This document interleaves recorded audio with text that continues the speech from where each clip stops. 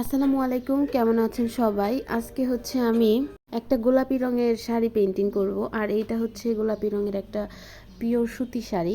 অনেকেই হচ্ছে আমাকে নক করেন যে আমি কি ধরনের শাড়ি পেইন্টিং করি। এটা কিন্তু আপনাদের আগেও বলেছি, আমি সব ধরনের শাড়ি পেইন্টিং করি। Half silk, semi muslin, muslin, special half silk, pure muslin, Tangail muslin, tissue, organza, আড়ং, কটন, কোটা, আমি সব ধরনের শাড়ি, তো জুম শাড়িতেও পেইন্টিং করি। আর আমি যখন পেইন্টিং করি আমি সবগুলো শাড়ির কথাই বলে দিই এটা কোন ধরনের শাড়ি। এখন আপনারা নক করে বলেন যে আপু কোন ধরনের শাড়িতে পেইন্টিং, মানে যারা বিগিনার আছেন তাদের জন্য সহজ, আর যারা কিনতে চায় তারা বলে যে কোন ধরনের শাড়ি সবচেয়ে ভালো। তো আমি হচ্ছে আজকের এই ভিডিওতে শাড়ি সম্পর্কে যারা কিনতে চায় তাদেরও মানে প্রশ্নের উত্তর দিব, আর যারা হ্যান্ড পেইন্ট শিখতে চায় তাদেরও উত্তর দিব। প্রথমে আমি বলে নিই, যারা হ্যান্ড পেইন্ট শিখতে চায় তারা কিন্তু আমাদের একটা কোর্স চালু আছে, হ্যান্ড পেইন্টের কোর্স করতে পারেন। আর যারা হ্যান্ড পেইন্টের শাড়ি কিনতে চান তারা আমাদের পেজ থেকে যে কোনো ধরনের শাড়ি কাস্টমাইজ করে নিতে পারেন। এখন আমি বলছি শাড়ির কথা। শাড়ির কথা হচ্ছে, এটা হচ্ছে একটা আড়ং কটন শাড়ি। যারা হ্যান্ড পেইন্ট শিখতে চান, নর্মালি আড়ং কটন শাড়িগুলো তুলনামূলক দাম একটু বেশি। যারা বিগিনার আছেন, মাত্র শিখতে চাচ্ছেন, এখনও কাজের ফিনিশিং ভালো আসে না, তাদের জন্য হচ্ছে আমি মনে করি এই শাড়িটার চেয়ে বেটার হবে half silk sari. Half silk শাড়িতে পেইন্টিং করা যেমন সোজা, তার মানে একটু সহজ এই অন্যান্য শাড়ির তুলনায়। আর তার উপরে হাফ সিল্ক শাড়িটা একটু রিজনেবল আছে এটার তুলনায়। এক কালার হাফ সিল্ক শাড়িগুলো কিন্তু এই আড়ং কটন শাড়ির তুলনায় একটু রিজনেবল। আর আড়ং কটন শাড়ির পরে হচ্ছে আর তারপরে আরেকটা কথা বলেন যে মসলিন। আসলে মসলিন শাড়ি, টিস্যু শাড়ি, তারপর টাঙ্গাইল মসলিন বা পিওর মসলিন, অর্গানজা, এই ধরনের শাড়িতে পেইন্টিং করা মোটামুটি অনেকটা কঠিন।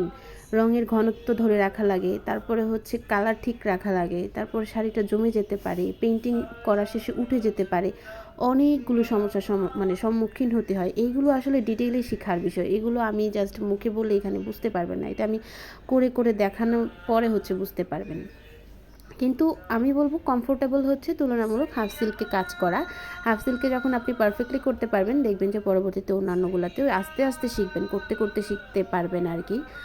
আর এখন আমি বলতেছি যারা শাড়ি কিনতে চান তাদের জন্য কোনটা বেটার হবে। আসলে যারা হচ্ছে একদম শাড়ি রেগুলার পরেন তাদের জন্য যে কোনো শাড়িই তো ভালো। হাফ সিল্ক বলেন, আর কটন বলেন, মানে সুতি বলেন, সেমি মসলিন বলেন, যারা রেগুলার পরেন তারা সব ধরনের শাড়িতেই কমফোর্টেবল। কিন্তু যারা আমার মতো রেগুলার শাড়ি পরতে পারেন না বা পরেন না, কোনো অকেশন ছাড়া শাড়ি একেবারেই পরেন না, তাদের জন্য আমি মনে করি যে শাড়ি যেন ফুলে ফুলে না থাকে, সেই ক্ষেত্রে তাদের জন্য আড়ং কটন শাড়িগুলো ভালো।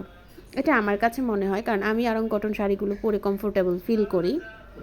আর যারা হচ্ছে বাজেটের মধ্যে নিতে চান তারা হচ্ছে হাফ সিল্কগুলো নিতে পারেন, সেগুলোও পরে আরাম পাওয়া যায়। কিন্তু হাফ সিল্কের বিভিন্ন কোয়ালিটি আছে, ভালো কোয়ালিটির হাফ সিল্ক হলে আপনি কিন্তু কমফোর্টেবল পরতে পারবেন। যাই হোক, এই শাড়িটার সেকেন্ড পার্টের ভিডিও কিন্তু সামনে আসছে। আজকে এই শাড়িটার এইটুকুই থাকুক। এটার অনেক অনেক ডিটেলিং আছে, একটা ভিডিওতে করলে অনেক বড় হয়ে যেত। এটার আমি ছবি কিছু অ্যাড করে দিচ্ছি, এটার বাকি ডিটেলিংগুলো আপনারা পরের ভিডিওতে দেখবেন। এটা হচ্ছে এই শাড়িটার ফাইনাল লুক। এই শাড়িটা কিন্তু আপনারা আমাদের পেজে অর্ডার করতে পারেন। এটা একটা গোলাপি রঙের শাড়ি, আপনারা চাইলে এটা আকাশি, নীল, হলুদ, লাল যে কোনো কালারে কাস্টমাইজ করতে পারেন, ফুলের কালারও কাস্টমাইজ করতে পারেন, ম্যাচিং পাঞ্জাবিও হবে। আজকে এটুকুই, সবাই ভালো থাকবেন। আসসালামু আলাইকুম।